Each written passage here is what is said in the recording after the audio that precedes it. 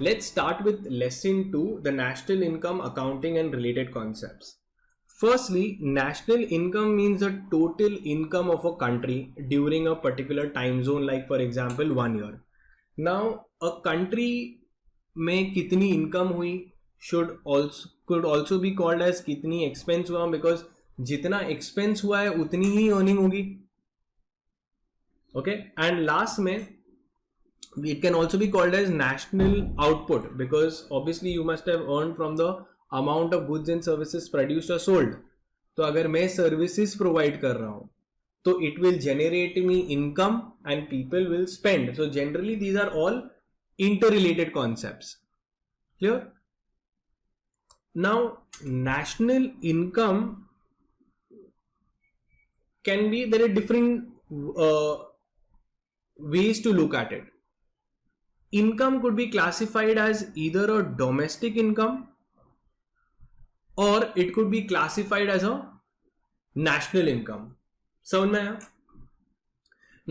Now national income जो है, it is a residential concept, like resident based, कि how much are the Indians earning. So it could be कि residents India के कितने कमा रहे विद इन इंडिया और आउटसाइड इंडिया. सो हो सकता है कि मैं इंडिया में कमा रहा हूं और अब्रॉड जाके भी कितने एनआरआईज है जो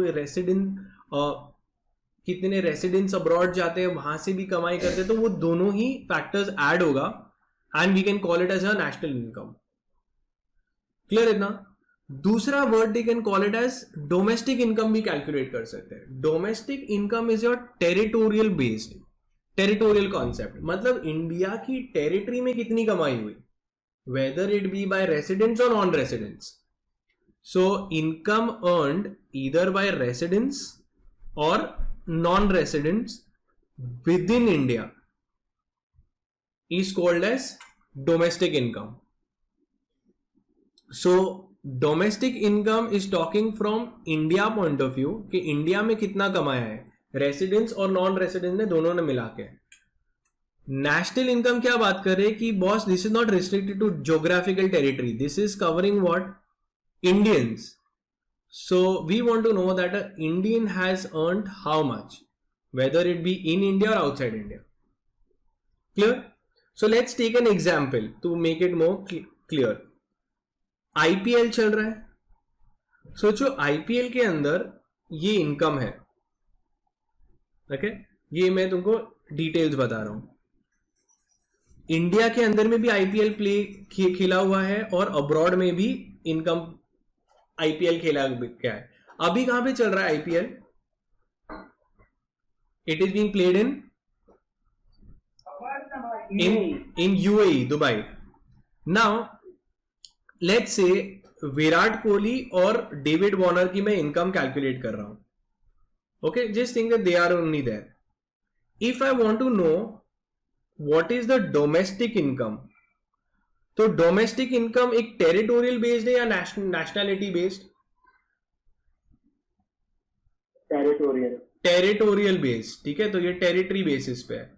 और टेरिटरी मतलब क्या, इंडिया के ग्राउंड पे कितनी कमाई हुई है. तो can you tell me domestic income में क्या क्या ऐड होगा? विराट कोहली की इनकम ऐड होगी इंडिया में, यस. डेविड वॉर्नर की ये वाली इनकम काउंट होगी, yes, because we domestic income is territorial based कि भाई इंडिया में कितनी कमाई हुई by whoever it is, resident or non-resident. So what is the answer? It is how much?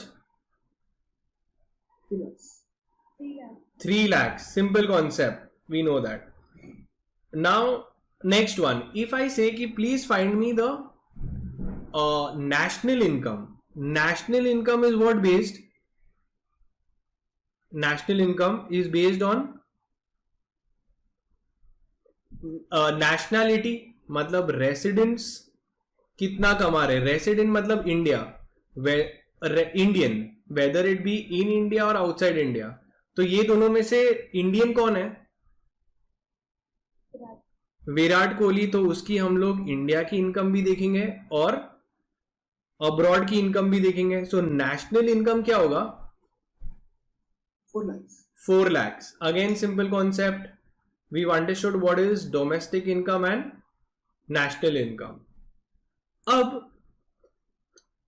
मेरे को बताना कि अगर मेरे को डोमेस्टिक इनकम दिया गया है और उसमें से नेशनल इनकम पे आना है, if they have given me domestic income and I want to come to national income, I will have to do some adjustments. Yes or no? Yes. National income में सिर्फ रेसिडेंस की कमाई ली जाती है, इसमें क्या रहता है, दोनों की कमाई ली जाती है. सो यहां से ये वाला फिगर को निकालना पड़ेगा मेरे को, मतलब ये जो है minus income of non resident in domestic territory निकालना पड़ेगा कि नहीं, to come to national income. तो I will remove this because this is domestic territory में दोनों का, और हमको सिर्फ नेशनल का चाहिए, तो नॉन रेसिडेंट का निकाल दो. और income earn by residents abroad को ऐड करना पड़ेगा. So we will add this factor and we will subtract this factor to get what, national income. So, if I come here and I tell you that national मुझे क्या दे दिया है, domestic income दिया हुआ है. Domestic income में से ये एडजस्टमेंट्स करूंगा तो मेरे को नेशनल मिलेगा.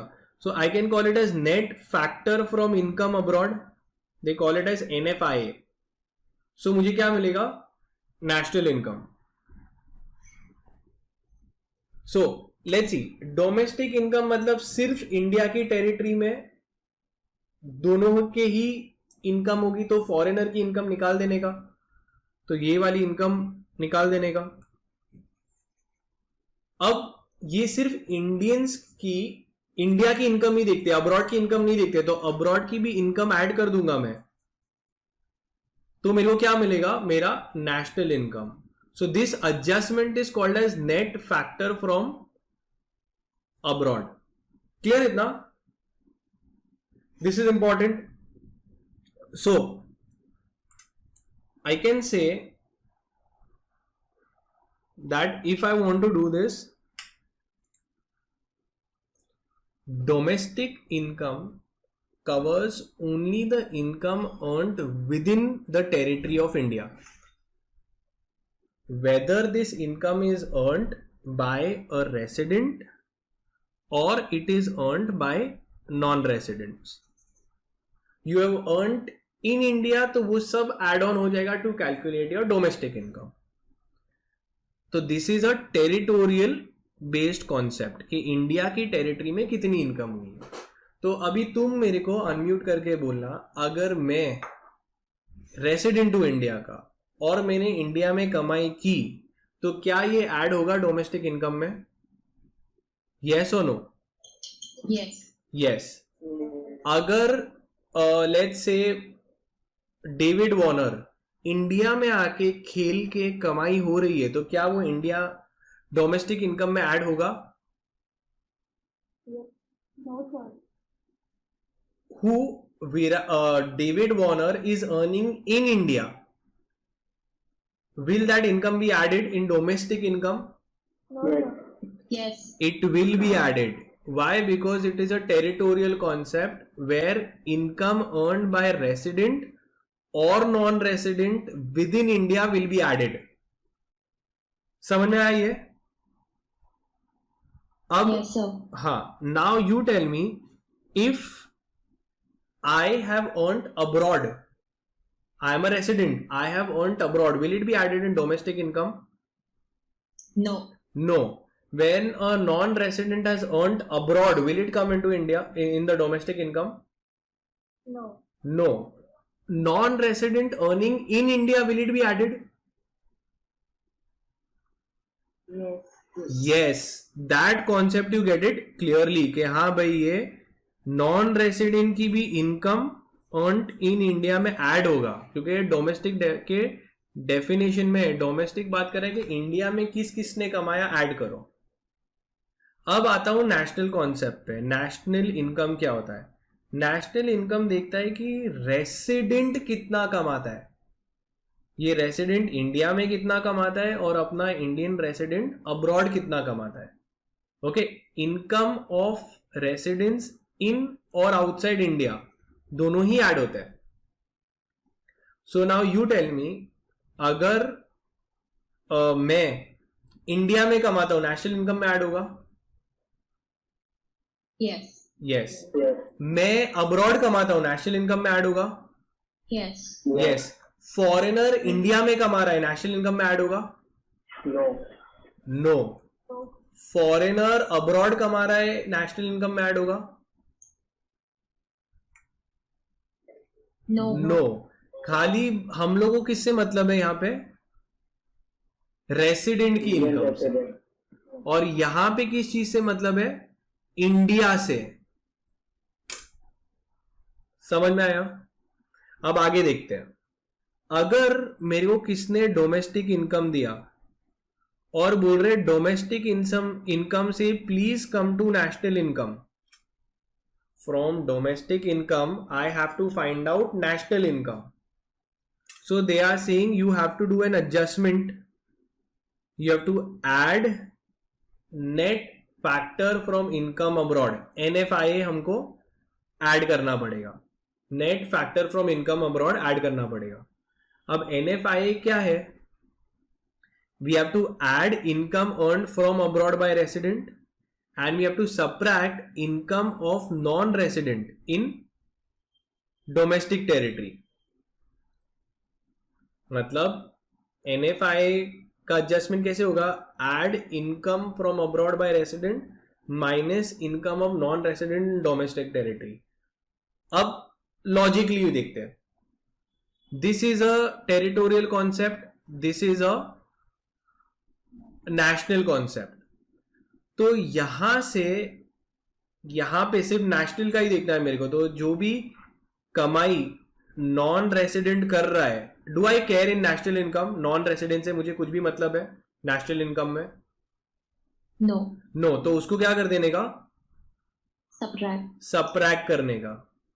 मेरे को सिर्फ नेशनल की कमाई जानना है. Domestic is considered with only Indian income, this is concern with Indian income as well as foreign income. Of whom? Of resident. So मेरे को इसमें क्या ऐड करना पड़ेगा? Income earn from abroad by resident. तब जाके मेरे को नेशनल इनकम मिलेगा. लेट्स टेक अ एग्जांपल, तो तुमको समझ में आएगा. Now you all have to tell me. Domestic income से नेशनल इनकम पे आना है. सो हम लोग ने ये एग्जांपल देखा था आईपीएल का. डोमेस्टिक इनकम में क्या ऐड करना पड़ेगा? I have to add NFIA, national factor from income abroad. मेरे को ऐड करना पड़ेगा to come to national income. Right और रॉन्ग? Yes. यस. इसके लिए दो एडजस्टमेंट्स करने हैं. क्या करना पड़ेगा? I have to add,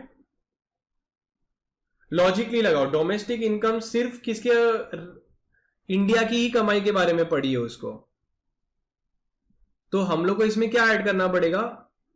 tell me, क्या ऐड करेंगे? किसकी income abroad? Virat. Virat Kohli, Virat की इनकम फ्रॉम अब्रॉड ऐड करना पड़ेगा. तो कितना ऐड होगा? 3 लाख ऐड हो जाएगा. और सबट्रैक्ट करना पड़ेगा, क्योंकि अगर हम लोग नेशनल इनकम में आ रहे हैं तो जो सिर्फ नेशनल से ही मतलब है, तो हम लोग किसकी इनकम निकाल देंगे यहां से? Warner. डेविड वार्नर की इनकम निकाल देंगे. ओके, सो डेविड वार्नर की minus non residence income in India, that is how much? 2 lakh. Two. तो टोटल कितना आता है? ये माइनस होगा और ये ऐड होगा, तो 6 लाख माइनस 2 लाख कितना आता है? 4 lakhs. So sometimes they can ask you that from national income, please derive domestic income and vice versa. So if your this formula is set, that is it. You will be able to solve all MCQs.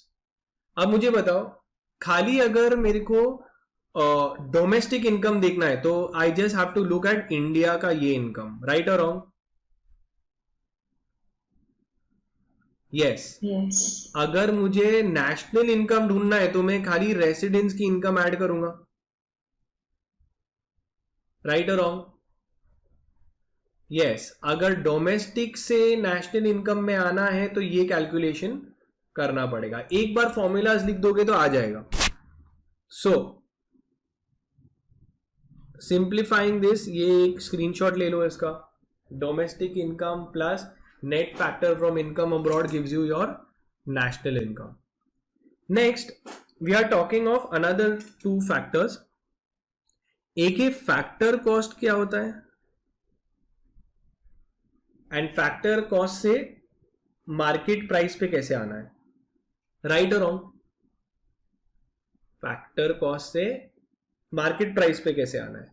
पहले समझते factor cost क्या होता है. That is addition of all the factors of income, factors of production. Can you tell me factor of production कौन से हैं? Factors of production: land, labor, capital and entrepreneurship. तो ये factors of production है. Factors of production से जो income आती है उसको हम लोग क्या बुलाएंगे?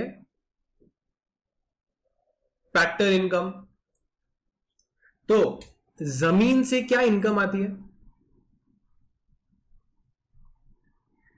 Rent. From land what do you get? Rent. So I can call it as factor income. Labour से, मेहनत करके तुम क्या कमाते हो? Wages, salary. तो ये फैक्टर इनकम है, ये फैक्टर है, फैक्टर ऑफ प्रोडक्शन, और ये फैक्टर इनकम है. कैपिटल मतलब पैसे से तुम लोन दिया किसी को तो तुमको क्या मिलेगा? बैंक्स क्या कमाती है बाय गिविंग लोन्स? इंटरेस्ट. और लास्ट में entrepreneurship, if you use your mind you can earn profit. तो these are the factors of production से जो कमाई होती है, it is called as factor income. Apart from factor income we can something called as transfer income also. मतलब इसके अलावा without giving any productive service, productive factors of production को बिना टच किए भी कमाई कर सकता हूं मैं. बिना ये सब मेहनत किए मेरी इनकम आ सकती है बैठे बैठे. That is called as transfer income. In GDP we are concern, see whenever we calculate national income we only take factor income into consideration. Factor income earned by a normal resident of a country is included in national income. मतलब land, labour, capital, entrepreneurship से जो भी कमाई कर रहे हो ना, वो सब तुम्हारे नेशनल इनकम में ऐड होगा. क्या ऐड नहीं होगा? Transfer income is not included in national income. तो बोलेंगे ट्रांसफर इनकम क्या हो गया? तुम सोते सोते पैसे कमा सकते हो, कमा सकते हो. तुमको पॉकेट मनी जो तुम कमा ही रहे हो, मतलब तुमको जो भी इनकम आ रही है तुम्हारी as a way of pocket money, should I say that you have done something to get this money? No. Unemployment allowance Canada में क्या रहता है? If you are unemployed they give you money, the government gives you money. Pension, okay, any kind of scholarship, जो भी ये सारी चीजों से नहीं आता है, that all will be called as transfer income. Okay, that is not considered to be something productive चीज, मेहनत करके कमाई है, वैसा कुछ भी नहीं है, तो वो नहीं काउंट होता है. Only factor income is considered where in business you are doing something and earning. Clear है ना? सो understood the difference between factor income and transfer income. Factor income is concerned with factor of production, whereas transfer income is other than those income. Okay, now अब मुझे बताओ, factor cost बोल रहे हैं हम लोग, मतलब फैक्टर ऑफ प्रोडक्शन से कमाई हुई तुम्हारी. सोचो अगर मैं बोल रहा हूं कि तुमने प्रोडक्ट बनाया, ठीक है, एक कोई सामान बनाया, उसमें लैंड लगा होगा, लेबर लगा होगा, प्रॉफिट मार्जिन डाले होंगे, सब land labour everything has been added, all the factors of production have been added. कौन सा था? Land, labour, capital and entrepreneurship. तो वो सब ऐड किया तुमने और तुमको पता चला कि सब 200 रुपीज का एक प्रोडक्ट बन रहा है, ₹200 का प्रोडक्ट, मतलब सारे फैक्टर्स ऑफ प्रोडक्शन डाल दिए और तुम बेच रहे हो 200 रुपए में. So I can call it as factor cost. अब मार्केट में 200 में बिकेगा क्या? इसमें प्रॉफिट चारों फैक्टर्स ऑफ प्रोडक्शन आ चुका है इसमें, बट क्या ये 200 रुपए में कस्टमर को जाएगा? तुम कोई भी चीज अगर विजय सेल्स तुमको बेच रहा है 200 रुपए में, क्या तुम्हारे 200 रुपए भरते हो कि ज्यादा भरते हो उससे? क्या लगता है इनडायरेक्ट टैक्स कौन सा है इंडिया में? जीएसटी. तो तुमको जीएसटी ऐड करना पड़ेगा. सोचो 20 रुपया जीएसटी आया तो 20, और अगर सोचो गवर्नमेंट सब्सिडी दे रही है तो वो हम लोग माइनस कर देंगे. माइनस कर देने का subsidy will give you your market price. मतलब मार्केट में भाव किस भाव से गिरेगा? नॉर्मली सब्सिडीज मिलती है क्या? Subsidy is a grant by the government of monetary benefit by government. देती है गवर्नमेंट तुमको कोई भी monetary benefit when you go to buy clothes from Zara? No. तो normal transaction will be factor cost plus your indirect taxes, और subsidy नहीं है तो जीरो, will give you your market में किस भाव पे घूमेगा 220 पे. बट सिलेंडर्स देखोगे, गैस सिलेंडर्स, एलपीजी सब्सिडी जो तुम लोग खरीदते हो उस पर गवर्नमेंट सब्सिडी देती है, तो उसको क्या कर देने का? माइनस करने का कि नहीं भाई वो 1500 का प्रोडक्ट है बट गवर्नमेंट तुमको 500 रुपए दे रही है, तो अल्टीमेट मार्केट में सिर्फ 1000 जाएगा. समझ में आया? ये सिंपल कॉन्सेप्ट है. And the last concept is net. में अगर हम लोग डेप्रीसिएशन ऐड करेंगे तो इसमें क्या मिलेगा? ग्रॉस. मतलब वी कैन अदर वे से, अगर ग्रॉस में से डेप्रीसिएशन निकालोगे तो क्या मिलेगा? नेट. ठीक है. अभी समझ रही है क्यों कर रहे हैं हम लोग, बट मार्केट है सुपर डुपर इंपॉर्टेंट.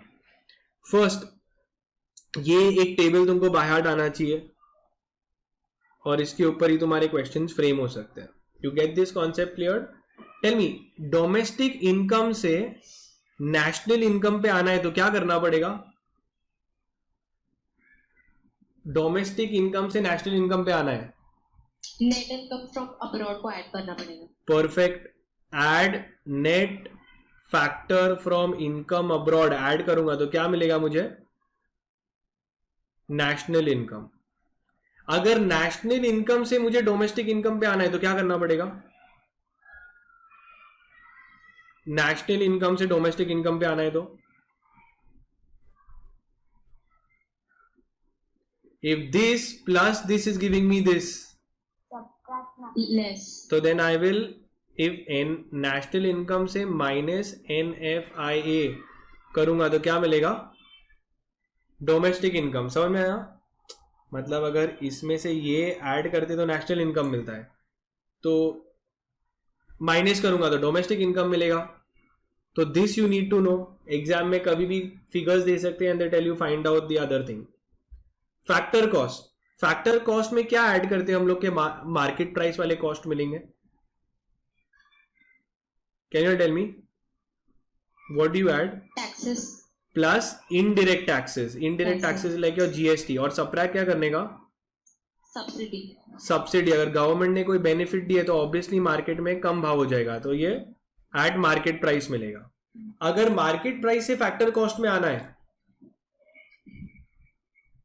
तो क्या करना पड़ेगा? Add subsidy and subtract indirect taxes. Add subsidy and subtract indirect taxes will give you your factor cost, right? और नेट में क्या ऐड करूंगा तो ग्रॉस मिलेगा?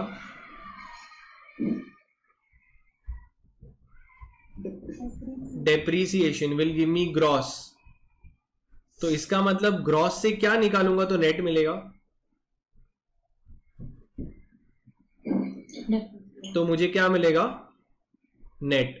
ये टेबल मार्क करो, इंपॉर्टेंट, मोस्ट इंपॉर्टेंट पार्ट, ठीक है। खाली ये तुम अपने सेट रखना, तुम आराम से सभी चीज सॉल्व कर सकते हो, नथिंग मोर कॉम्प्लिकेटेड, ठीक है। Super simple, once you just sit and just make a note of this, you took a screenshot. Now coming forward, कि ये मैंने क्यों बताया तुम्हें। अब ये last part and then the chapter get super duper simple, okay. हम लोग ने देखा था ग्रॉस से नेट आने के लिए क्या करना पड़ता है, ये दोनों में किस चीज का एक डेप्रीसिएशन, मतलब इसमें खाली इसका ही एडिशन सब्ट्रैक्शन रहता है। डोमेस्टिक से नेशनल में आना है तो क्या करने का, किसका कनेक्शन आता है यहाँ पे, NFI, national factor from income abroad, और लास्ट में मार्केट प्राइस और फैक्टर कॉस्ट में, हाँ, तो सब्सिडी और इनडायरेक्ट टैक्सेस, ठीक है। ये दोनों का एडजस्टमेंट करते तो अपने को वो इधर उधर आता है, क्लियर। अब जीडीपी जो हम लोग दे, नेशनल इनकम के ढूंढने के अलग अलग तरीके होते हैं। नेशनल इनकम मोस्ट कॉमन लोगों को क्या लगता है, most common GDP, okay. But your will be seeing के अलग अलग टाइप के होते हैं। देखो, you can calculate what is the gross, अलग अलग कंपोनेंट बन सकते हैं, ग्रॉस डोमेस्टिक प्रोडक्ट एट, या तो तुम मार्केट प्राइस पे ढूंढ सकते हो या तो फैक्टर कॉस्ट पे ढूंढ सकते हो। मतलब क्या, देखो, if I am finding national income ढूंढ रहा हूं मैं, तो नेशनल इनकम में I can say what is the gross domestic product, ये डोमेस्टिक इनकम के रिलेटेड ढूंढ रहे हैं, तो एक हो सकता है gross domestic product at factor cost, और I can find gross national product at market price. Confuse मत होना, सिंपल सा कॉन्सेप्ट है, धीरे धीरे तुमको समझ में आएगा। एक में ढूंढ सकता हूं net domestic product at factor cost और net domestic product at market price, या फिर मैं ढूंढ सकता हूं gross domestic product at factor cost और gross domestic product at market price. एक ये पार्ट हो गया, ग्रॉस के रिलेटेड कर लिया।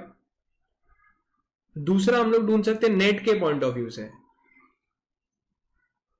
Net domestic product at factor cost और net domestic product at market price. और दूसरा क्या है, net national product at factor cost और net national product at factor cost, और एक है net national product at market price. क्या है ये, देखो कुछ भी नहीं है, खाली एक बार कॉन्सेप्ट समझ के तुम कर पाओगे। ये सारे फैक्टर्स बनते हैं उसके, और तुम सब आंसर कर पाओगे, फिक्र मत करना, ठीक है। सो लेट्स सी नाउ, अगर मैं बोल रहा हूं कि नेशनल इनकम के पॉइंट ऑफ व्यू से देख रहा हूं, नेशनल इनकम के पॉइंट ऑफ व्यू से मैं क्या ढूंढ रहा हूं, ग्रॉस। तो ग्रॉस में हम लोग डेप्रीसिएशन ऐड करते कि सबट्रैक्ट करते हैं, इट इंक्लूड्स डेप्रीसिएशन और एक्सक्लूड्स डेप्रीसिएशन, इट इंक्लूड्स और एक्सक्लूड डेप्रीसिएशन, इंक्लूड्स डेप्रीसिएशन। तो हम लोग जब भी डेप्रीसिएशन कैलकुलेट करेंगे तो इसमें ऐड करने का, तो आई कैन फाइंड ग्रॉस मतलब इसमें डेप्रीसिएशन इंक्लूड होगा। नेशनल, तो नेशनल मतलब किसकी इनकम लिखना, टेरिटोरियल और टेरिटोरियल बेस्ड और nationality based, nationality based, okay. Product at market price, तो मार्केट प्राइस वाले में हमें क्या लेना है, वो सब्सिडी और उसका एडजस्टमेंट करना है। फैक्टर कॉस्ट में वो दोनों नहीं लेना है। Yes. अगर हम यहां पे कर रहे हैं ये वाले पार्ट में, ये डोमेस्टिक इनकम है, धीरे धीरे करके तुमको समझेगा, डोंट वरी। ग्रॉस मतलब इट विल इंक्लूड डेप्रीसिएशन और नो,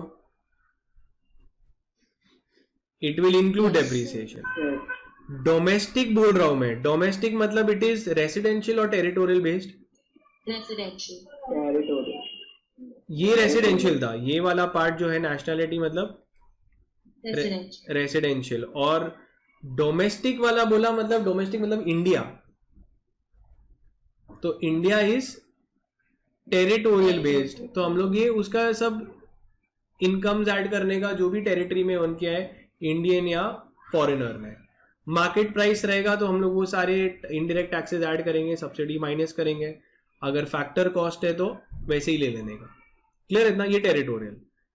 दूसरा कैलकुलेशन हो सकता है अगर मैं ये दोनों में, अब धीरे धीरे अगर तुम ये क्रैक कर सकते हो तो तुम समझ गए concept.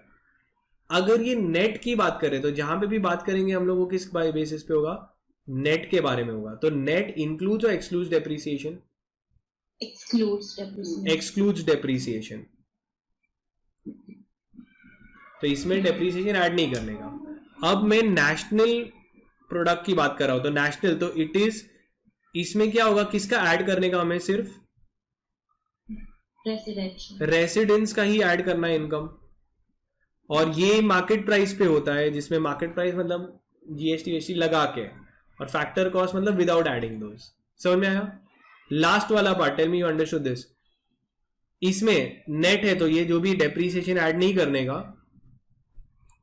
Do you have to, domestic है दोनों में, डोमेस्टिक मतलब किसका लेना है हमें, रेसिडेंशियल और टेरिटोरियल। टेरिटोरियल मतलब इंडिया की टेरिटरी में कितनी कमाई हुई है, ये मार्केट प्राइस पे है, मतलब जीएसटी और सब सब्सिडी का एडजस्टमेंट करके, और ये फैक्टर कॉस्ट ऐसे ही। समझ में आया? So at any point in MCQ they can tell you that, they will give you all the figures and they will say find out GDP at market price. अब GDP at market price बोलेंगे तो तुमको देखना है कि तुम्हें depreciation add करना है, डोमेस्टिक वाला लेना है, मतलब तुम्हें सिर्फ इंडिया की ही इनकम लेनी है, और एट मार्केट प्राइस, तो मार्केट प्राइस मतलब इनडायरेक्ट टैक्सेस ऐड करना है। अगर वो लोग ने ऐसा को दे दिया एनएनपी एट फैक्टर कॉस्ट, तो टेल मी वन थिंग, इसमें तुम डेप्रिसिएशन ऐड करोगे? पहला वाला फिगर देख के बोलो, डेप्रिसिएशन ऐड करना है इसमें? नहीं, क्योंकि नेट है। नेशनल तो इसमें तुम रेसिडेंट का ऐड करोगे, इट इज नेशनल मतलब रेसिडेंशियल और रेसिडेंशियल, तो रेसिडेंट की इनकम इंडिया और अब्रॉड की दोनों ऐड करना है। प्रोडक्ट एट फैक्टर कॉस्ट, तो सिर्फ फैक्टर ऑफ प्रोडक्शन तक ही रहेगा।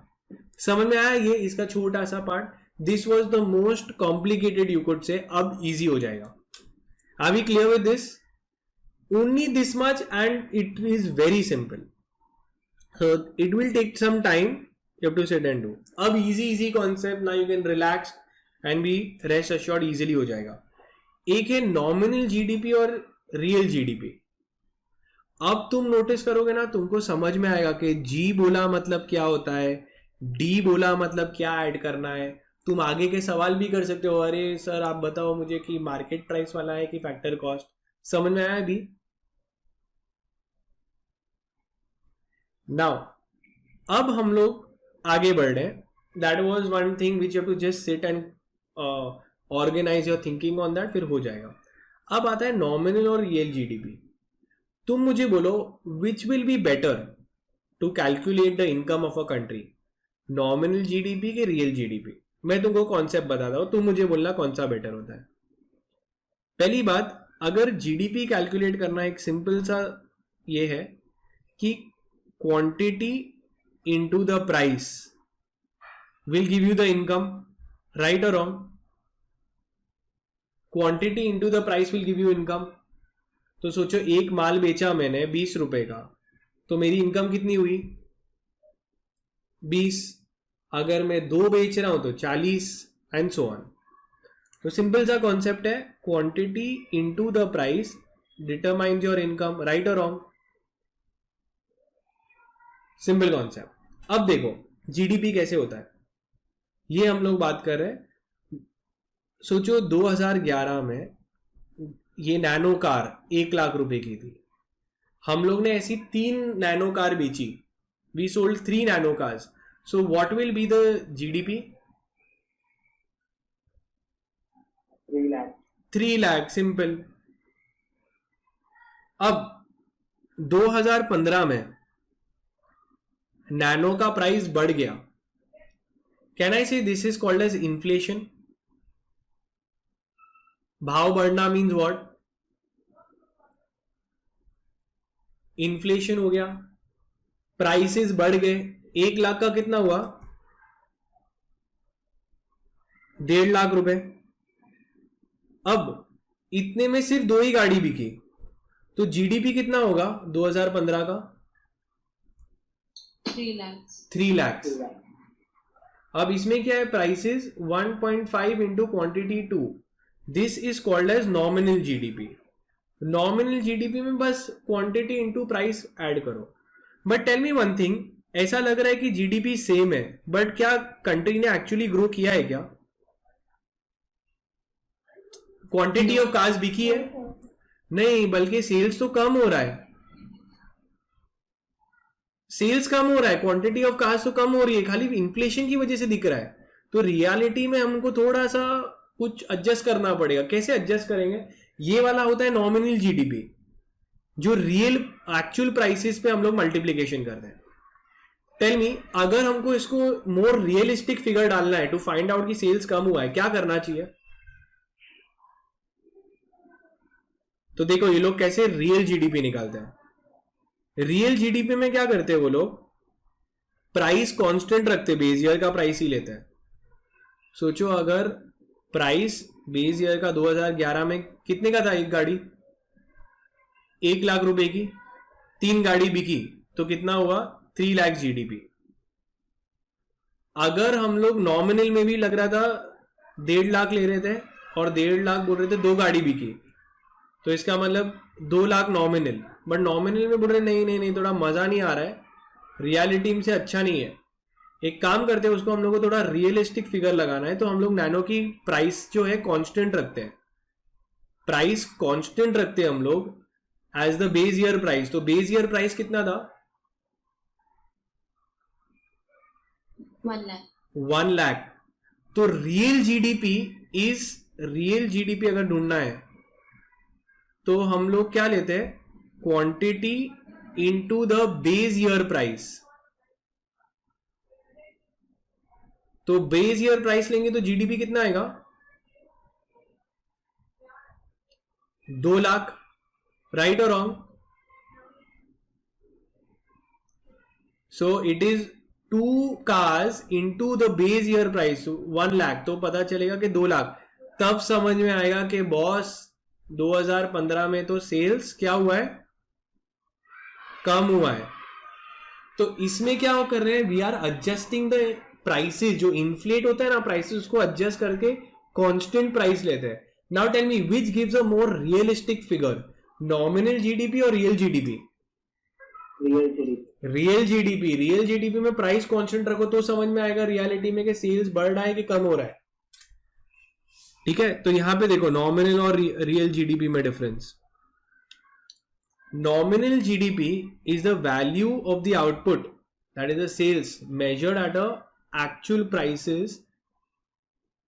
So you are calculating the output and the sales at actual prices. This is the nominal GDP. Real GDP क्या होता है? तुम एक कांस्टेंट प्राइस रख रहे हो, इससे क्या होता है? इन्फ्लेशन एलिमिनेट हो जाता है और तुमको रियल फिगर पता चलता है कि सेल्स बढ़ा है कि कम। तो obviously real GDP gives a more realistic understanding. अब देखो एक आता है which is called as GDP deflator. खाली नाम बड़ा है बट कॉन्सेप्ट इजी है। If I tell you nominal GDP कितना आया था अपना? नॉमिनल जीडीपी कितना आया था ऊपर? 3 लाख। बट वही चीज अगर हम लोग रियल जीडीपी के हिसाब से लगा रहे तो कितना आ रहा है? 2 लाख। राइट और रॉन्ग? तो मुझे जानना है कितना इंक्रीज कितना है, मतलब परसेंटेज इंक्रीज कितना है। तो इट इज बेसिकली, पहले जीडीपी डिफ्लेटर का फॉर्मूला क्या है? Nominal GDP upon real GDP. Mark करो, इंपॉर्टेंट। तो nominal GDP upon real GDP gives you the GDP deflator, मतलब पता चलेगा कि 3 lakhs upon 2 lakhs. Can you tell me कितना ज्यादा है? 2 लाख से कितना ज्यादा है? डबल है के 150%?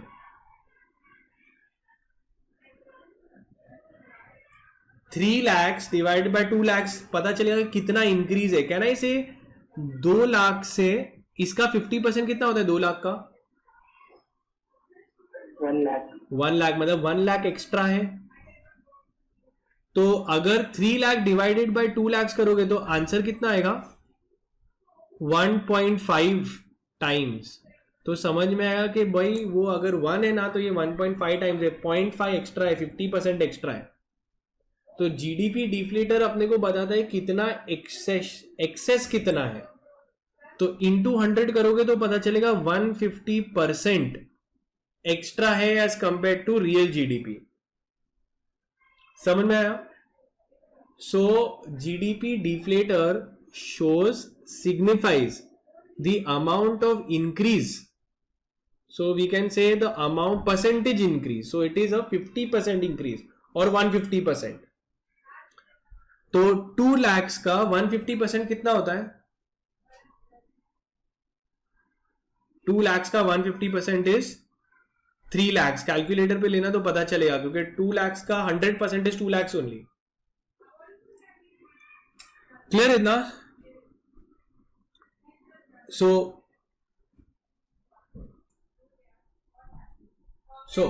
now we'll be seeing the methods of measuring national income. Now there are 3 methods of calculating your national income, 3 different approaches.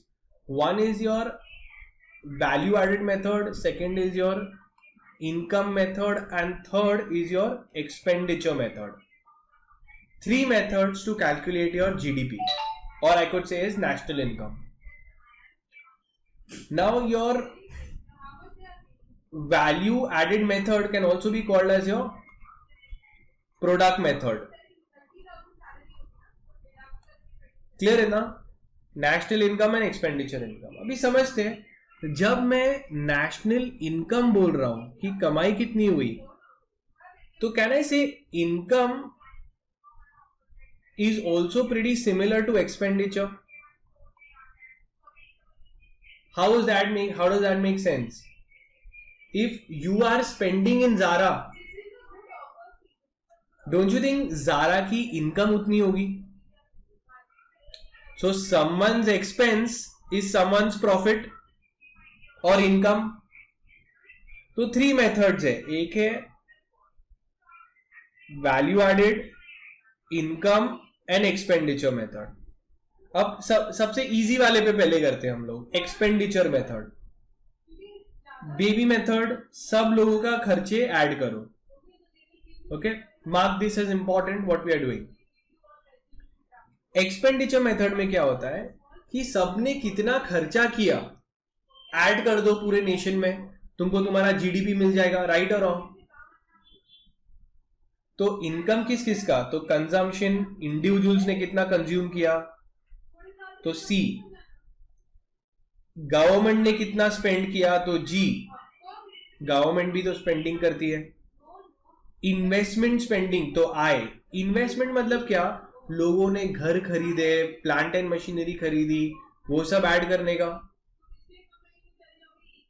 And ई, और आई कैन से net exports. Net exports means what? Your exports minus your imports. Export minus your imports will give me a net exports. तो ये सब add करेंगे तो हमें क्या मिलेगा? हमारा expenditure. You come to know that how much everybody has spent. Next, your GDP income method. Income method में क्या होता है? All the factors of production are added. Can you tell me factors of production कौन से होते हैं? Land, तो land का कौन सा होगा? लैंड में रेंट मिलता है, फैक्टर है वो प्रोडक्शन का. उसकी इनकम कौन सी होती है? Factor income is rent. Land, labour लोग को क्या देते हम लोग? सो सैलरी, वेजेस, तो वो भी ऐड कर दोगे. Second, third, so you have your land, labour, capital. Capital मतलब जो लोन लेते हैं, कैपिटल लेते हैं, उस पर क्या मिलता है? इंटरेस्ट. एंड लास्ट में एंटरप्रेन्योरशिप पे profit. So all your factors of production add करूंगा तो भी समझ में आ जाएगा कि इनकम कितनी है. Next, the last one is value और output method. Output method is basically your also called as your value addition method, or I can say as or product method. ठीक है, बहुत ही बेबी टाइप से समझते हैं. Now you tell me, अगर मुझे ढूंढना है कि भाई कंट्री के अंदर नेशनल इनकम कितना है, सो नेशनल इनकम बोलूं या नेशनल एक्सपेंडिचर बोले, वो एक ही बात होती है. Okay, because if someone people spend then only some people will earn and that cycle will go on. अभी इसके मेथड के कौन से हैं? सबसे पहले है income method. Now tell me, income method में हम लोग क्या ऐड कर रहे थे? इनकम मेथड में क्या क्या ऐड कर रहे थे? All the factors of production. Factors of production में can you land, labor, capital and entrepreneurship. ये फैक्टर ऑफ प्रोडक्शन है. इसकी इनकम कौन सी हुई? Factor income. लैंड के से इनकम कौन सी आती है? रेंट. लेबर से इनकम कौन सी आती है? वेजेस. कैपिटल से इनकम कौन सी आती है? इंटरेस्ट. मतलब बैंक कैपिटल देती है तो उनको कमाई क्या होती है? इंटरेस्ट. एंड एंटरप्रेन्योरशिप अप्लाई करोगे तो क्या आएगा? Profit. So the income method adds up all the factors of income. This you should know through out. ठीक है. सेकेंड, एक है इनकम देखो, या दूसरा क्या है? एक्सपेंडिचर देखो. Expenditure method. एक्सपेंडिचर मेथड में भी you are seeing your consumption, your investment, your government and your net exports. Net exports मतलब क्या? Export minus your import.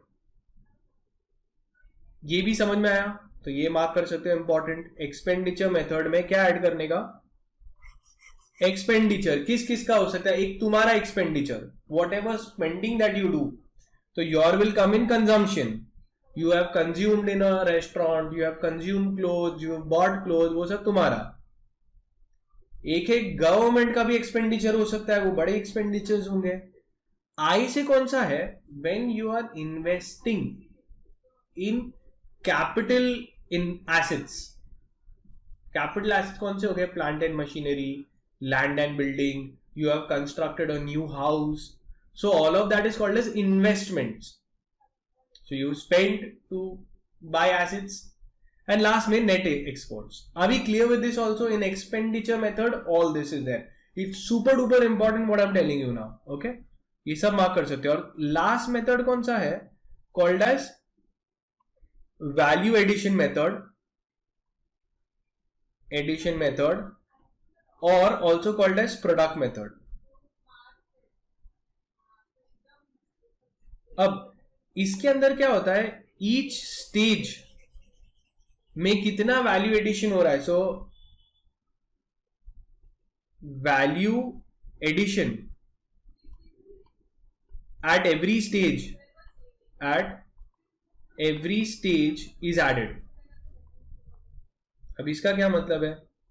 Is added. पहले ये जो मैंने लिखा है इसका स्क्रीनशॉट ले लो. एक मिनट रुको. क्लियर? इतने का स्क्रीनशॉट ले लो. 3-4 बार ये लोग देंगे मेथड्स इन योर मॉड्यूल. सब में यही they will rotate and revolve around the same concepts. Okay, and these are the technique. अब आता है कि ये वैल्यू एडिशन मेथड मतलब क्या? तुम मुझे बोलो, अलग अलग मेथड्स हो सकते हैं टू फाइंड आउट कि कितना इनकम हुई है. नाउ लेट्स से कोई एक प्रोडक्ट बोलो मुझे, कोई भी एक प्रोडक्ट जो मार्केट में तुमने अभी रिसेंटली खरीदा होगा. What have you bought recently?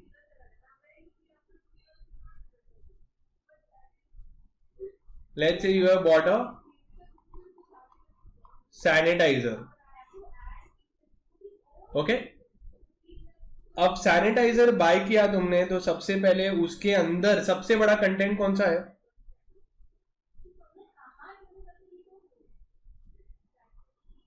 Alcohol. Okay. Second, अब सोचो कि ये अल्कोहल बनता कहां से है? Any idea?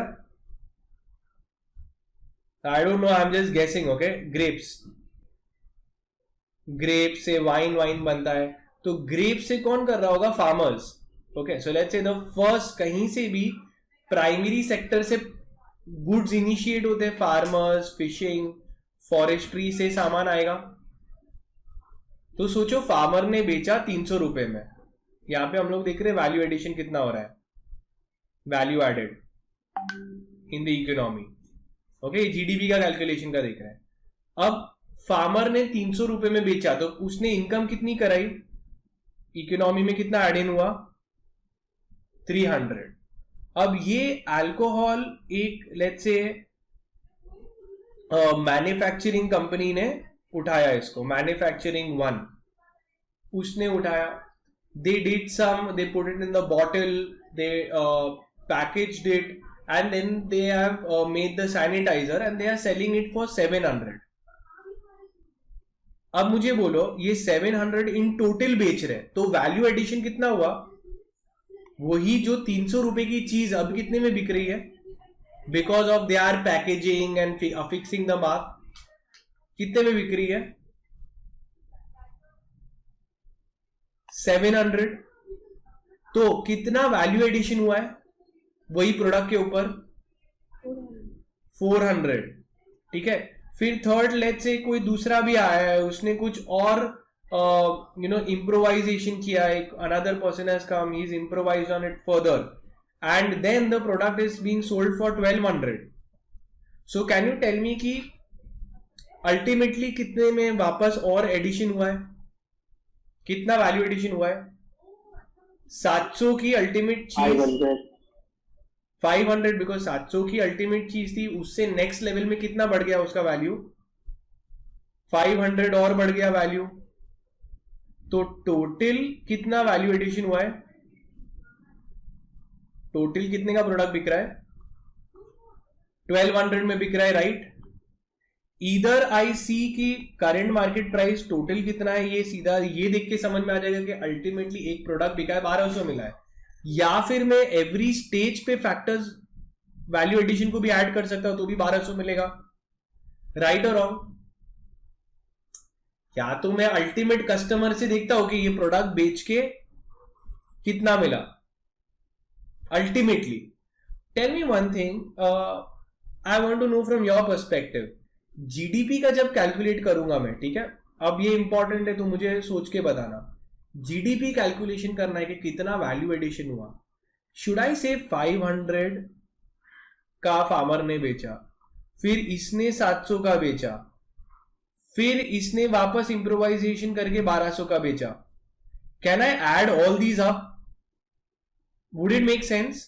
500 प्लस 700 प्लस 1200 और अल्टीमेट कितना टोटल आता है इसका?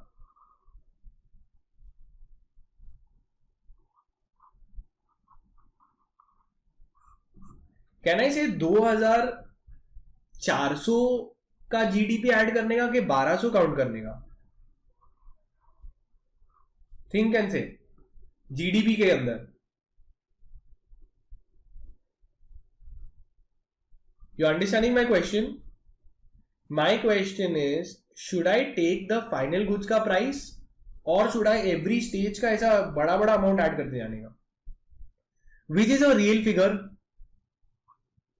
What do you think?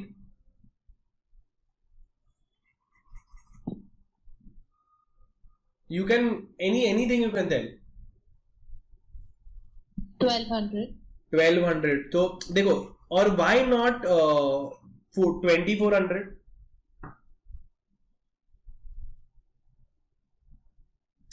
because The previous costs are included in 1200. Correct, तो प्रीवियस कॉस्ट आर एडेड, मतलब ये 700 में कहीं ना कहीं 500 वाला प्रोडक्ट भी है और ये 1200 में कहीं ना कहीं 700 का भी है, सबका ही एडेड है ना. तो this is reflecting all the previous things, because in reality 2400 का प्रॉफिट नहीं हो रहा है, 2400 का गेन्स नहीं हो रहा है, it's only 1200. So what is happening, double counting हो जाता है. So to avoid double counting, double counting. So someone will say, what do you mean by double counting? It means that 500 is included in this value and then again it's being counted. Then if I add this, then this is also included and this extra is also included, and again you're adding all this, so then it's not giving a real figure. The best is just find out the value additions at each stage. Only the addition, कितना improvisation हुआ है सिर्फ उतना add करो. इस बंदे ने इतना वैल्यू एडिशन किया है, इसने इतना एक्स्ट्रा किया है, इसने इतना एक्स्ट्रा किया है, तो अल्टीमेटली जीडीपी में ये फिगर जाता है. समझ में आया? This method is called as value added method, where value addition at every stage is added up. Okay, now just a few more points and then we'll be done with a major chunk. Tell me whether this should be included in while calculating the national income or it should be excluded. Okay, the let's say illegal income,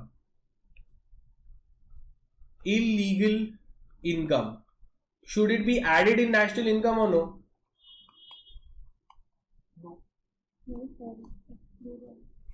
अब ये excluded होगा, नहीं add होगा ये, क्योंकि वो थोड़ी national income में, मतलब ड्रग्स बेच के जो कमाई हो रही है उसका थोड़ी सेल्स और प्रोडक्ट बोलेंगे. सेकंड, गिफ्ट मिला है या free of cost goods and services, should it be added और excluded? I give you an example. तुम सोचो कि तुम्हारे पेरेंट्स तुम्हारे पीछे कितना मेहनत कर रहे हैं, बहुत सारा सर्विस है कि नहीं. Your mom is serving you so much, so can that service be counted? It's free of cost, right? Is she charging you anything? No. So उसका हम लोग को कंप्यूट करके ऐड करना चाहिए जीडीपी में? No. So that is also not added, which is free और which is given as gift. Tell me, resale of existing goods. So sale of existing or old products, sale of used goods, not the new ones. मतलब OLX पे जो बेचे हो वो add होना चाहिए? No. OLX. So again no. So कोई बोलेगा क्यों नहीं? Why not?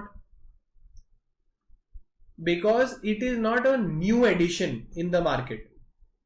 It is a sale of the existing goods, so it should not be added.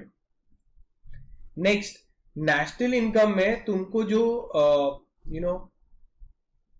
in our country इतना नहीं है social security, but in other countries you get social security. Now what do you mean by social security?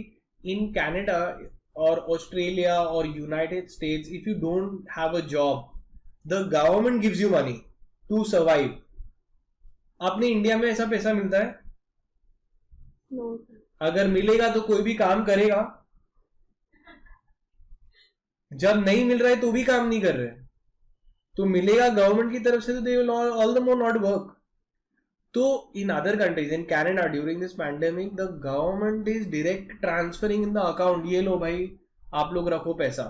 Now tell me one thing, this should it be added in the GDP? No, so this is also not added.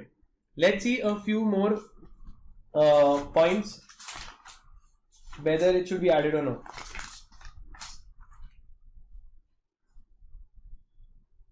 Very, very important.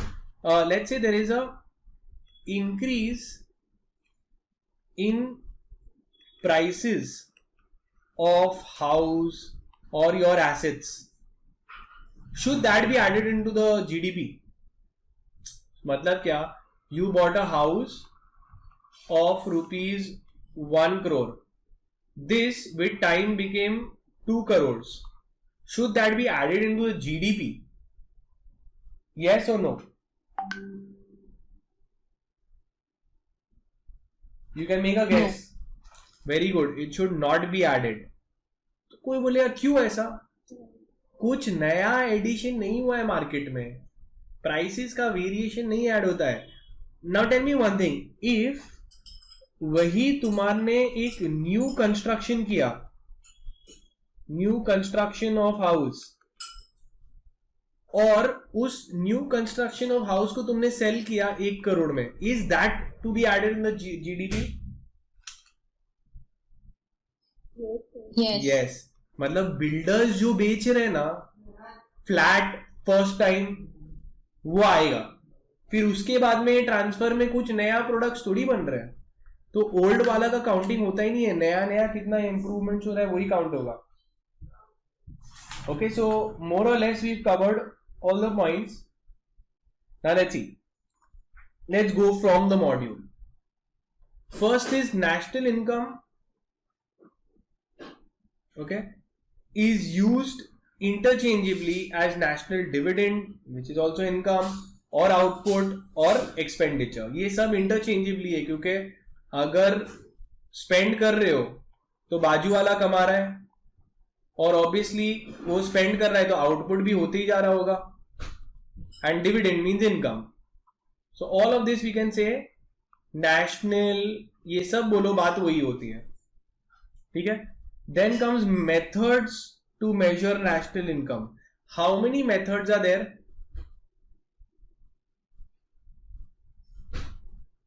कितने methods है अभी बताया था? 3 methods है. एक है product और value added method. Product और वैल्यू एडेड मेथड में क्या होता है कि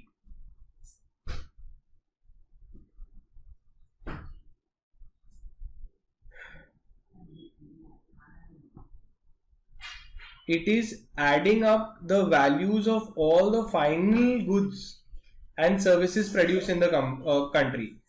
इंटरमीडिएट गुड्स को हम लोग ऐड करते हैं क्या? इंटरमीडिएट गुड्स को ऐड करना चाहिए कि फाइनल गुड्स की काउंटिंग करनी चाहिए? So the answer is you should not, intermediate goods should not be counted, the final product should be counted. So someone will say why like that? So whether the intermediate goods should be counted in GDP, sale of intermediate goods, should it be counted? Yes or no? Should it be added or not be added in while calculating national income? So what is intermediate goods? Intermediate goods मतलब raw materials का sale. Raw materials, sale of raw materials, okay. Like for example, cloth is being sold to Raymond's, and then Raymond's makes a shirt and then sells it. Now when cloth to Raymond's is a raw material, is it the finished goods? No, sir. No, so it is not finished goods. This is the finished goods. Okay, let's say cloth ka pricing was rupees 1000 that Raymond's bought, and then Raymond's sold this shirt for 4500.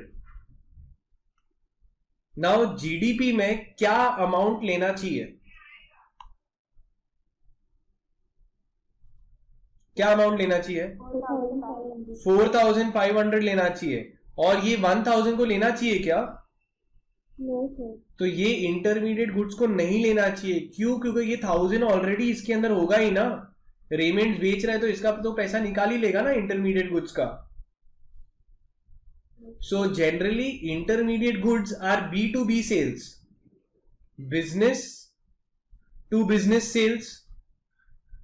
We are considered with the final goods which is sold to the customers, ultimate consumers, because this price will include the cost of all the raw materials and all the previous products included, right or wrong? Yes, same way if I am saying I am manufacturing this car, okay तो car का tyre का खर्चा, steering का खर्चा, engine का खर्चा सब अलग अलग ऐड करने का कि फाइनल प्रोडक्ट ही लेने का?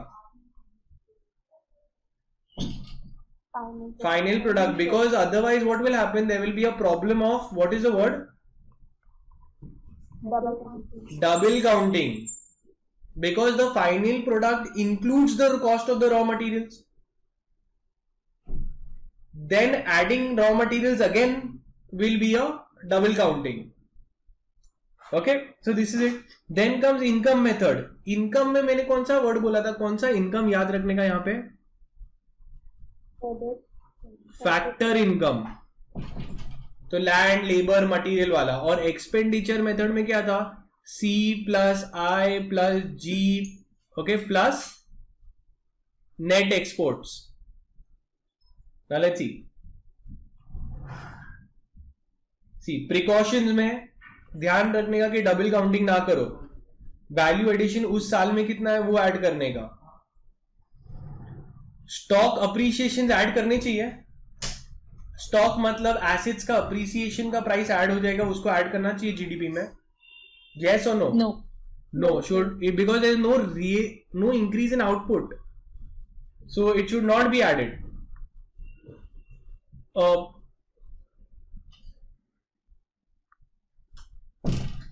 Production for self consumption should be counted while measuring the national income. In this method, the goods are produced for self consumption should be valued at prevailing market price.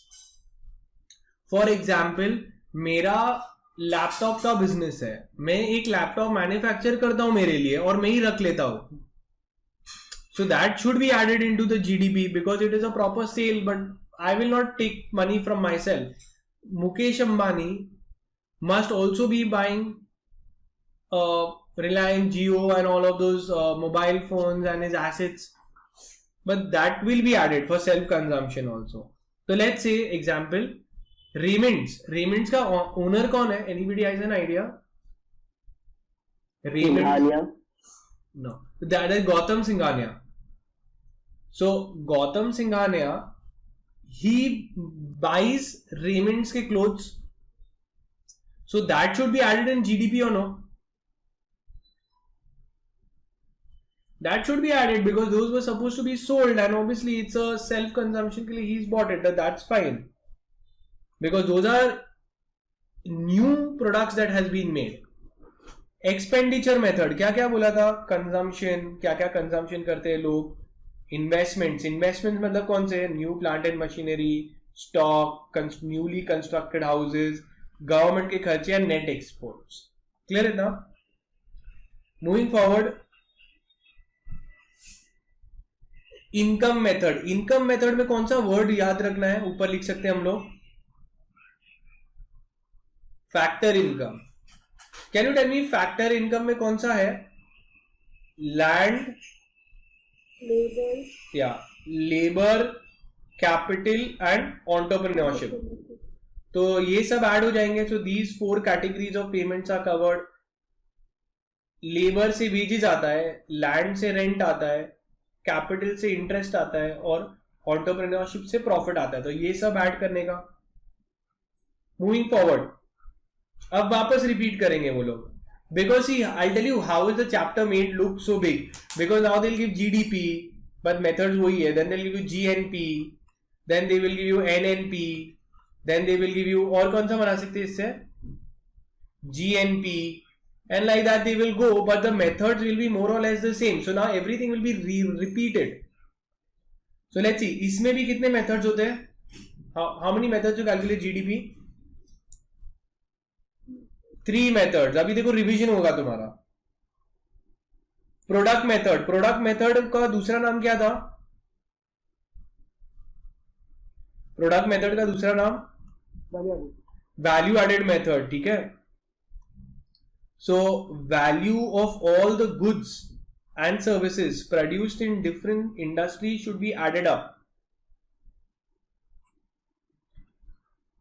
Then comes income method. Income method में कौन सा word याद रखना है हमको? Which income? Factor income. तो again you will have land, labor, capital and entrepreneurship. These are all factor incomes. Next is expenditure method to calculate. तो expenditure method में कौन सा था?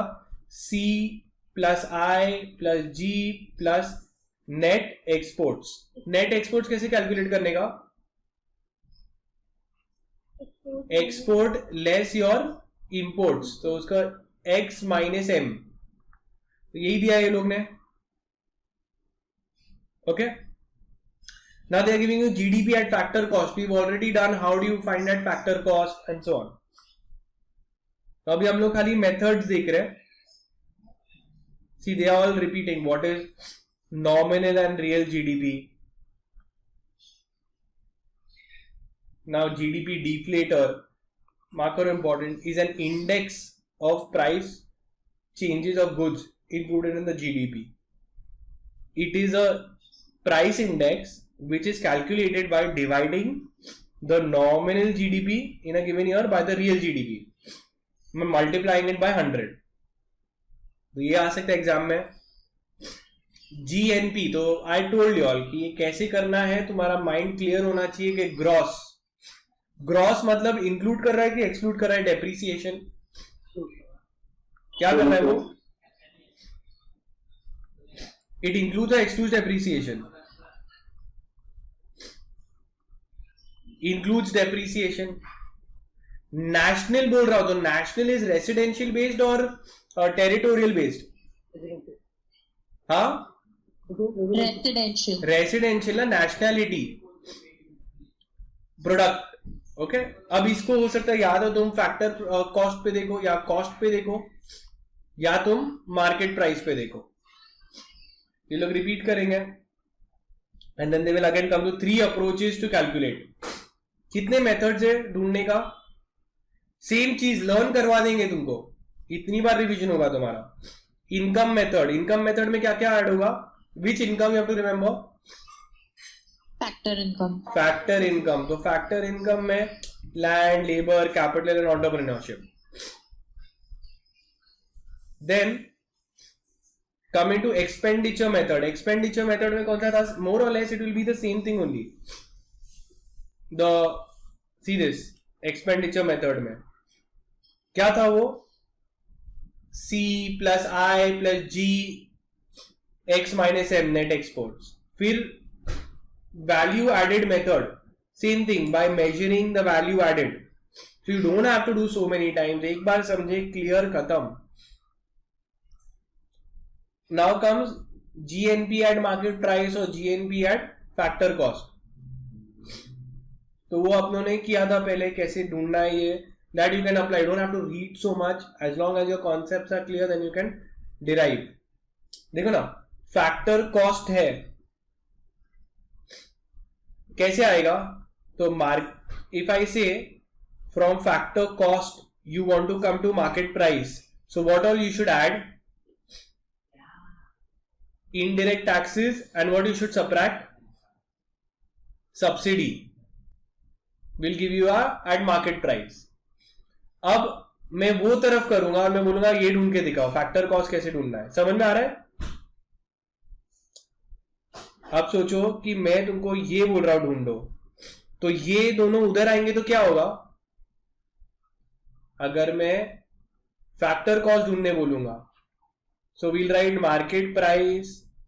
इनडायरेक्ट टैक्सेस क्या करने पड़ेंगे? वो साइड पे आएगा इक्वल टू, तो फिर क्या आएगा? Less minus IDT. और ये क्या होगा? Plus subsidy. वही बात है, खाली इधर उधर कर रहे हैं वो लोग. And we have done that earlier also. Ultimately हम लोग को तो अभी इससे ही मतलब है योर मेथड्स. और मेथड्स हो गए.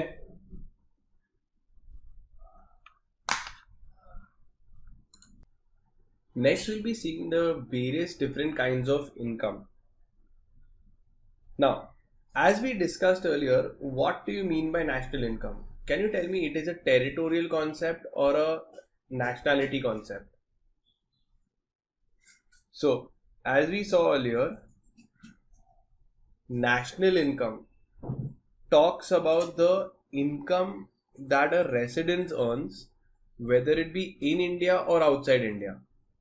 So let's say if this guy is there, let's name him Santosh.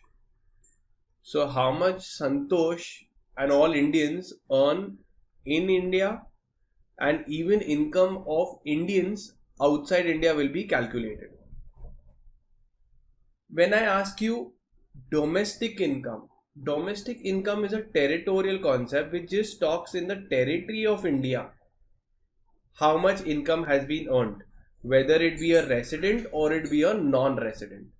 So domestic income talks about income earned by resident or non-resident within India. So domestic income is a territorial concept, whereas national income is a residential concept. From domestic income, if I want to come to national income, what do I have to add? We are done. From domestic income, if I want to come to national income, what do I have to add? I have to add NFIA, that is called as net factor from income abroad. So your first important note that you need to make, okay, which can be asked for your MCQ, is that national income, important MCQ. First, that national income includes NFIA. Okay, now what is NFIA? तुम देखो, ये यहाँ पे हम लोग सिर्फ resident की कमाई देख रहे हैं, यहाँ पे सिर्फ इंडिया की कमाई देख रहे हैं.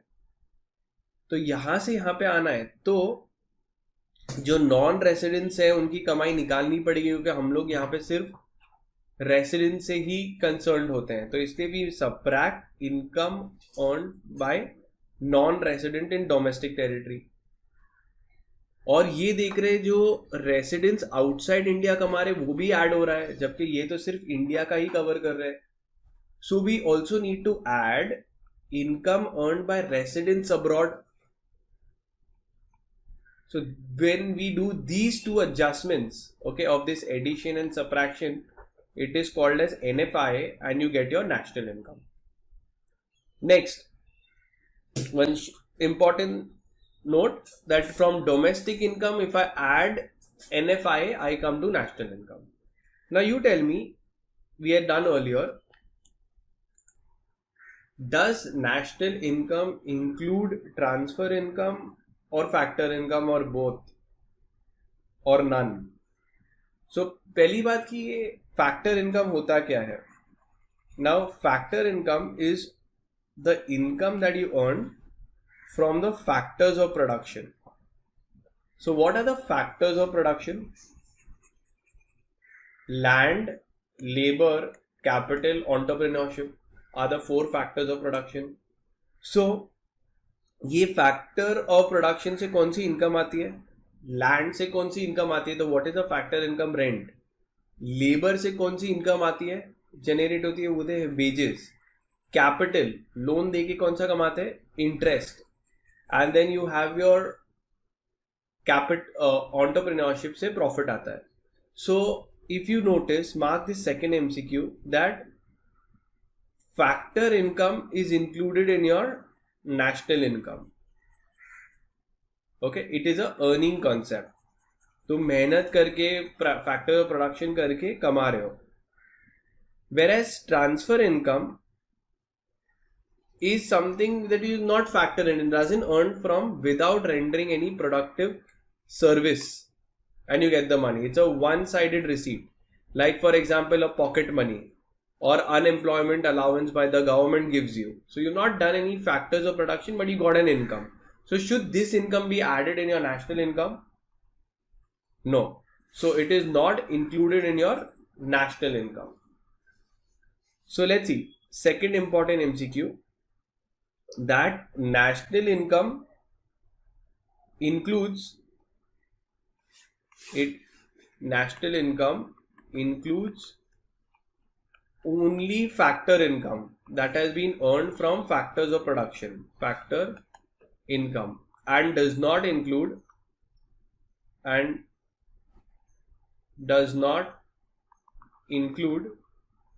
transfer income. ट्रांसफर इनकम क्या होता है? बिना फैक्टर ऑफ प्रोडक्शन किए तुम्हें पैसे मिल रहे हैं. जैसे तुम लोग को पॉकेट मनी मिलता है घर से, तुम लोग ने थोड़ी कोई फैक्टर्स ऑफ प्रोडक्शन किया है, मेहनत की है, बट तुमको पैसा मिल रहा है. गिफ्ट हो गया, one sided concept. Okay, next we had seen from factor cost, that is जो भी फैक्टर्स ऑफ प्रोडक्शन लगा है, land, labour, capital and entrepreneurship, वो फैक्टर कॉस्ट बोलेंगे. तो लेट्स से अगर कोई प्रोड्यूसर है, उसने लैंड, लेबर, कैपिटल, एंटरप्रेन्योरशिप लगा के 100 रुपए का गुड्स बेच रहा है वो, तो उसका प्रॉफिट भी इंक्लूडेड है और सारे कॉस्ट भी इंक्लूडेड है. So this is called as a factor cost. But तुम मुझे बोलो, मार्केट में क्या 100 रुपए में बिकेगा? अगर 100 रुपए का मेरा कॉस्टिंग और प्रॉफिट है, तो क्या मार्केट में अल्टीमेट एंड यूजर को 100 में मिलेगा कि उसके ऊपर टैक्सेस भी लगेंगे? तो जब टैक्सेस भी लगा देंगे हम लोग, और गवर्नमेंट ने अगर सब्सिडी दी है तो सब्ट्रैक्ट भी हो जाएगा. तो सोचो यहाँ पे टैक्सेस लग गए 10 रुपीज एंड सब्सिडी कोई भी नहीं दे रही है गवर्नमेंट. सो अल्टीमेटली मार्केट में प्राइस कितना घूमेगा? That will be 110. Okay, so from factor cost, if I want to come to market price, I should do these adjustments. One last point, from net, if I add my depreciation, I'll get my gross. Or the other way we can say, gross minus your depreciation, you'll get your net. Okay, so now why am I saying? Because ये जो national income को अलग अलग categories में divide कर सकते हैं, as we have seen earlier. So I want you to remember this and tell me कि हम लोग, अगर मैं तुम्हें बोलूं एनएनपी एट फैक्टर कॉस्ट ढूंढना है, okay, NNP at factor cost, so tell me, it will cover, it is a national concept और अ टेरिटोरियल कॉन्सेप्ट. ये डोमेस्टिक क्या है? ये टेरिटोरियल कॉन्सेप्ट है कि इंडिया की टेरिटरी में कितना कमाया है. तो क्या हम अभी ये साइड का ढूंढ रहे हैं? Answer is no. हम लोग नेशनल का इनकम का देख रहे हैं कि एक रेसिडेंट कितना कमा रहा है in India and outside India. Resident outside India भी हो गया, so it will include your NFI. Correct. Second, तो ये national, N is for national. Net बोला तो डज इट इंक्लूड डेप्रीसिएशन और exclude depreciation? Gross minus depreciation is net, so this is your net, it excludes depreciation. This residence की कमाई देखते हैं. And lastly at factor cost, NNP at factor cost. तो factor cost मतलब तुमने अभी तक मार्केट प्राइस में से minus indirect taxes and plus subsidy करेंगे, so we will get your factor cost. Right, थोड़ा इधर उधर करना पड़ेगा, because factor cost plus indirect taxes minus subsidy was your market price. So if I bring my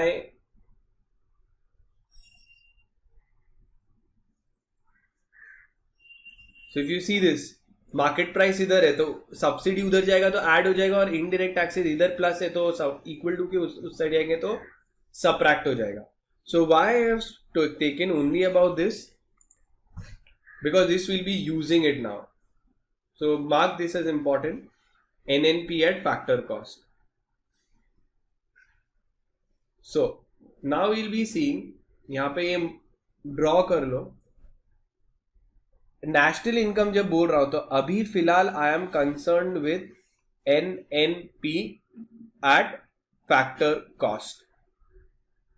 ठीक है, इसके क्या इंपॉर्टेंट एमसीक्यूज थे? It includes NFI. Second, it includes only factor income, okay, and it excludes transfer income. Okay, mark this important from MCQ point of view, and this you have to write it with me. Next, private income जब बोल रहा हूं तो समझते क्या है. National income मतलब पूरे नेशन की कमाई. अब नेशनल इनकम बोल रहा हूं तो पूरे नेशन की कमाई हो गई.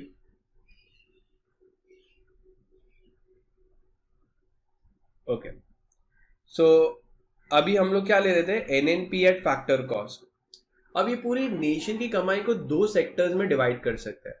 One is your government sector की कमाई, क्योंकि नेशन में गवर्नमेंट भी कमाते हैं एंड प्राइवेट सेक्टर भी कमाते हैं. तो स्प्लिट कर रहा हूं मैं.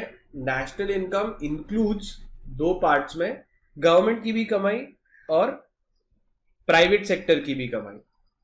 अब गवर्नमेंट कैसे कमा सकता है, क्यों नहीं. गवर्नमेंट के पोस्ट ऑफिस में जाओगे, गवर्नमेंट रेलवेज डिपार्टमेंट होते हैं, तो इसको डिपार्टमेंट एंड नॉन डिपार्टमेंटल में डिवाइड कर सकते हैं गवर्नमेंट सेक्टर को. So departmental, where is the government department, railways, post office etcetera, where they are earning. Government के कितने डिपार्टमेंट सर्टेन चार्जेस करते हैं, बीएमसी, तो वो सब गवर्नमेंट की कमाई हो गई.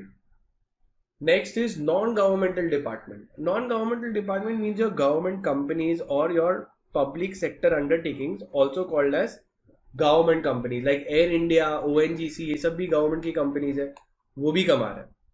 तो नेशन में गवर्नमेंट भी कमाने बैठी है और प्राइवेट सेक्टर भी कमाने बैठा है. अगर नेशनल इनकम से मुझे प्राइवेट इनकम पे आना है, I want only private income. देखो मुझे सिर्फ क्या चाहिए, यहां पे सिर्फ प्राइवेट इनकम चाहिए, तो क्या निकालना पड़ेगा. Okay, this include only 1 and 2. अगर मुझे नेशनल इनकम से प्राइवेट इनकम पे आना है तो किसकी इनकम निकाल देनी पड़ेगी, गवर्नमेंट की. तो minus government income and government savings, plus क्योंकि नेशनल इनकम और हम लोग प्राइवेट सेक्टर की सभी कमाई देख रहे कि फैक्टर इनकम भी देख रहे और ट्रांसफर इनकम भी देख रहे. तो national income eight factor cost, it included only transfer income, it included only factor income. जबकि हम लोग प्राइवेट सेक्टर की कमाई देख रहे हैं ना, तो हम लोग सभी चीजें ऐड कर देंगे.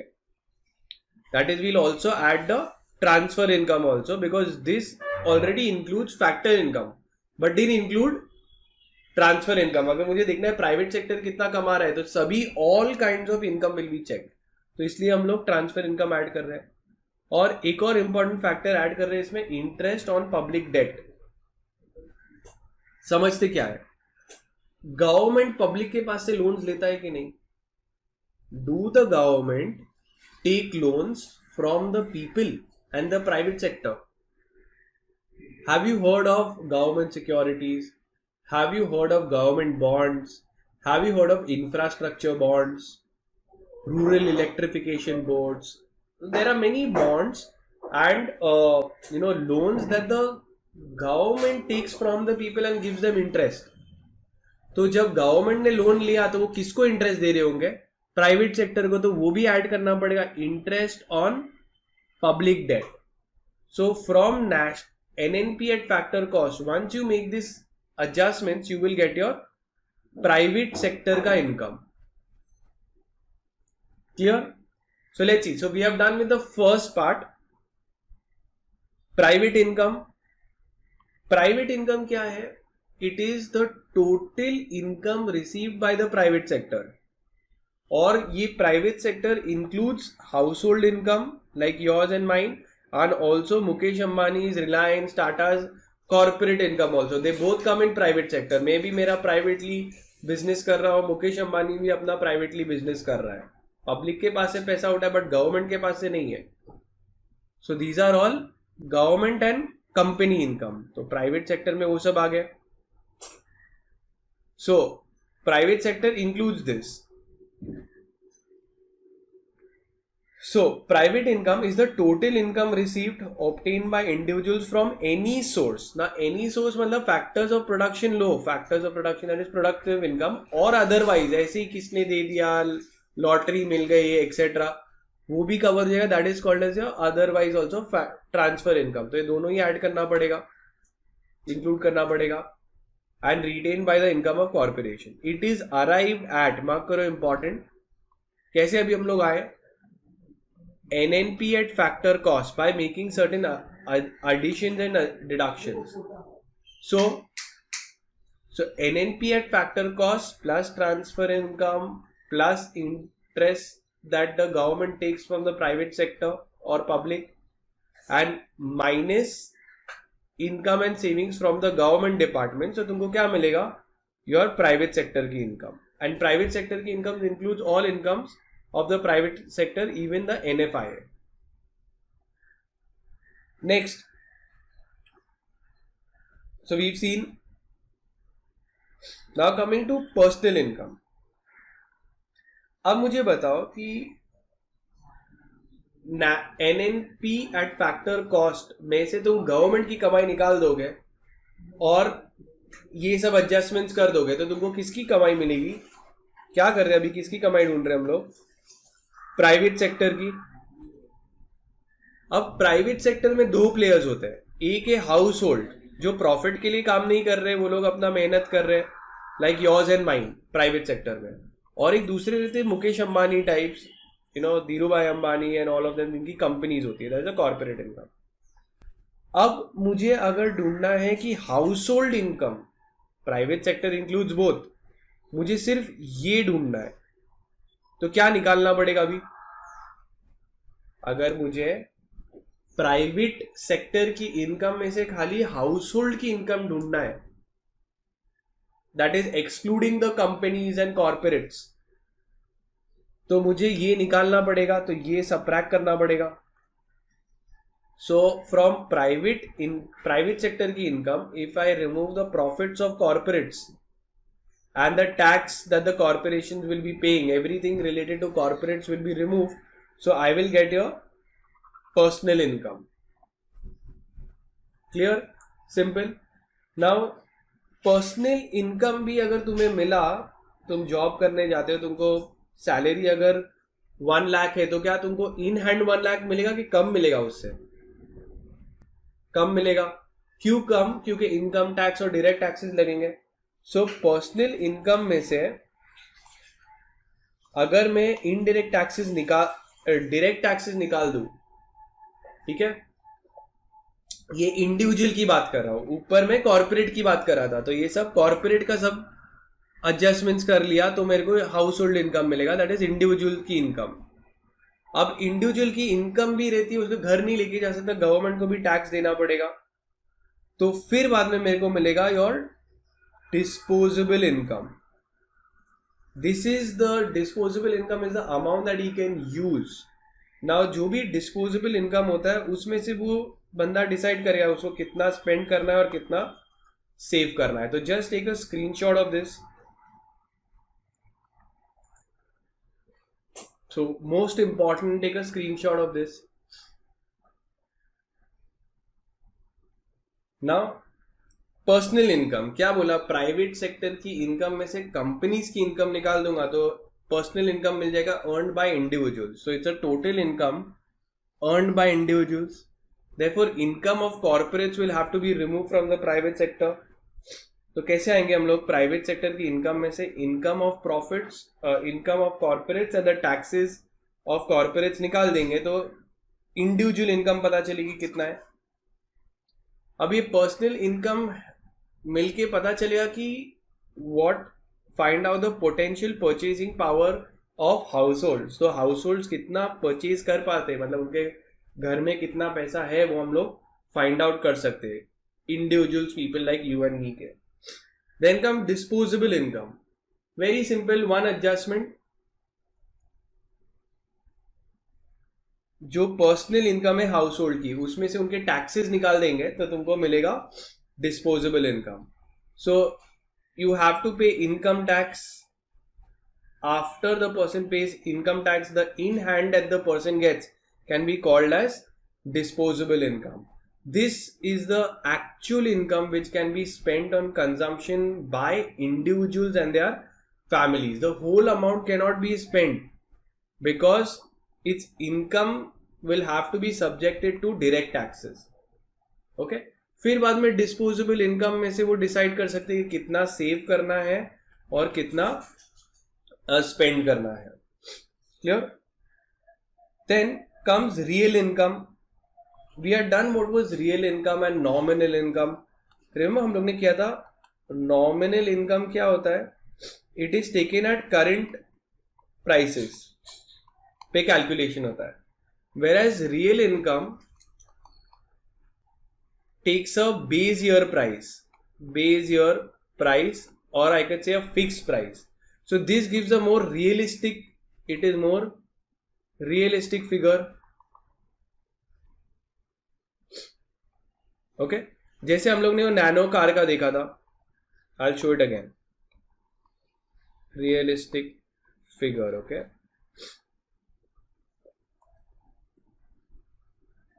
अभी real and nominal income. National income जो है we can calculate nominal national income which will be done at all the current year prices, और we can find the real in national income which is on basis of constant prices. So real income कैसे ढूंढ सकते हैं? Your nominal income divided by GDP deflator.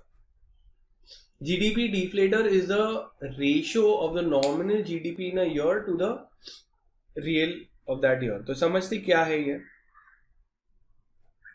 Nominal GDP या nominal income ढूंढते हैं.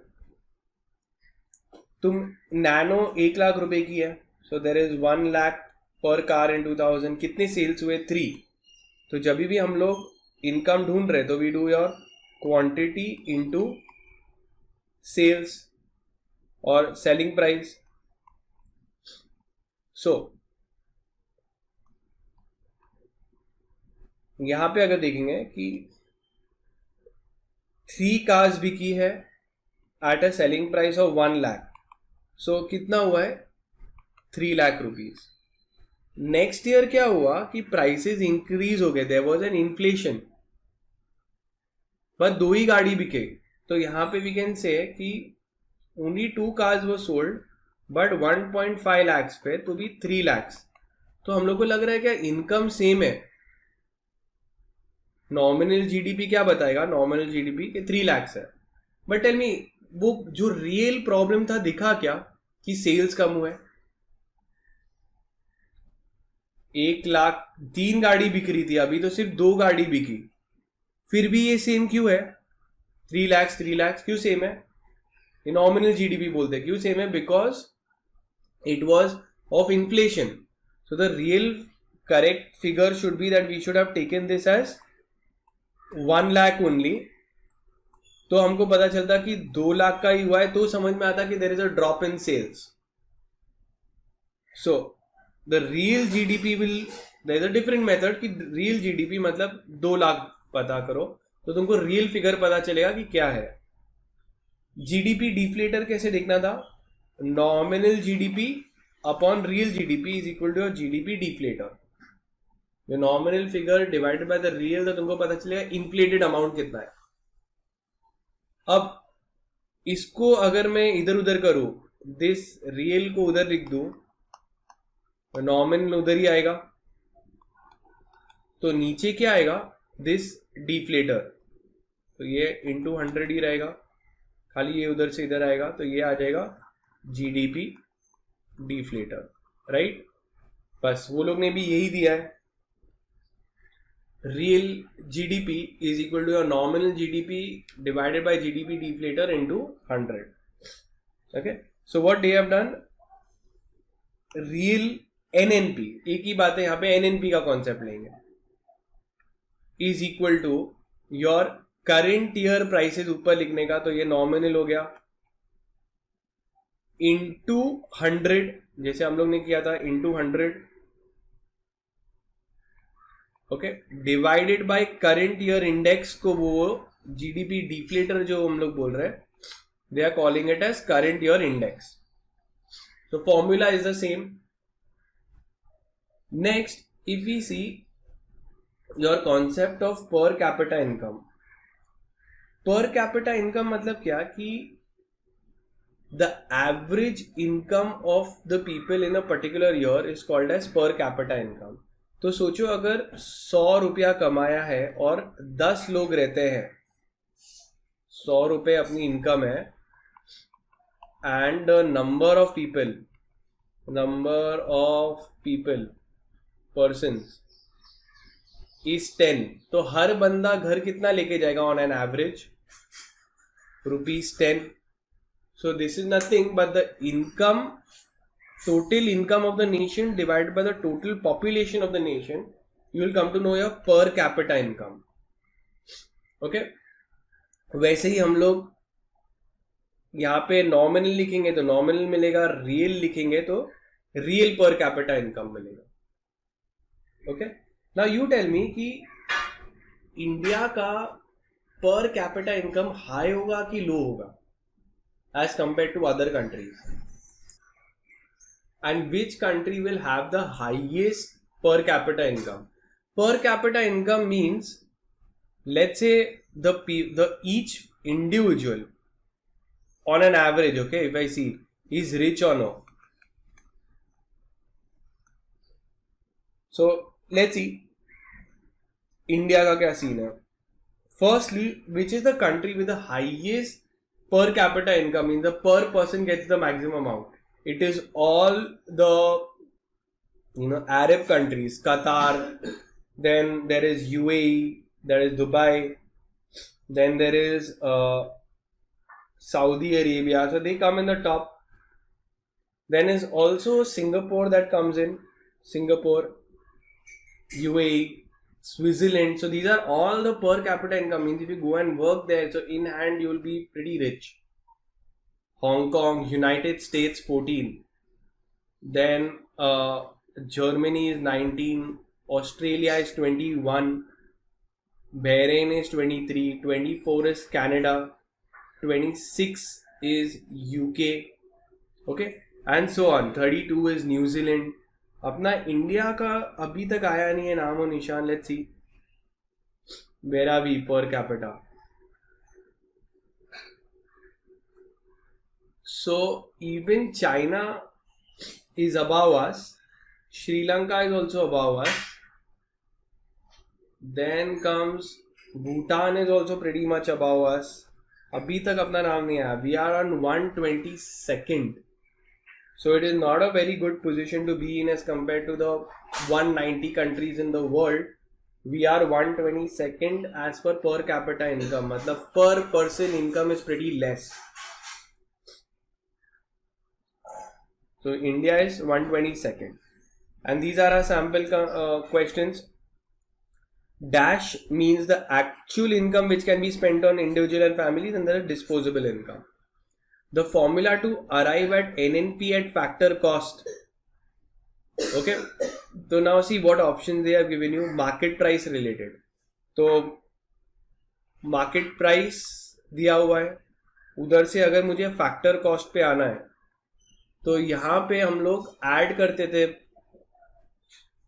Taxes, तो यहाँ पे माइनस द इनडायरेक्ट टैक्सेस और सब्सिडी फैक्टर कॉस्ट में माइनस करते थे, तो यहाँ पे ऐड करेंगे प्लस सब्सिडी. तो just write the initial thing and formula इधर उधर कर सकते हो.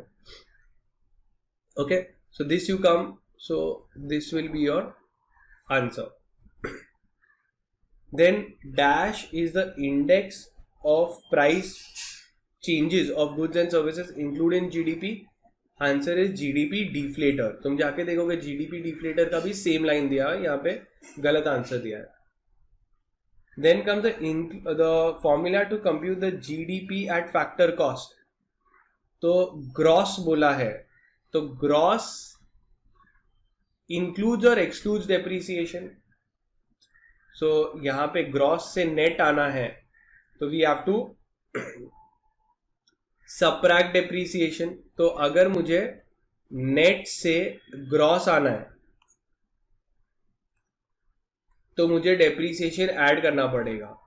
Is any net value added plus your depreciation will give me my gross.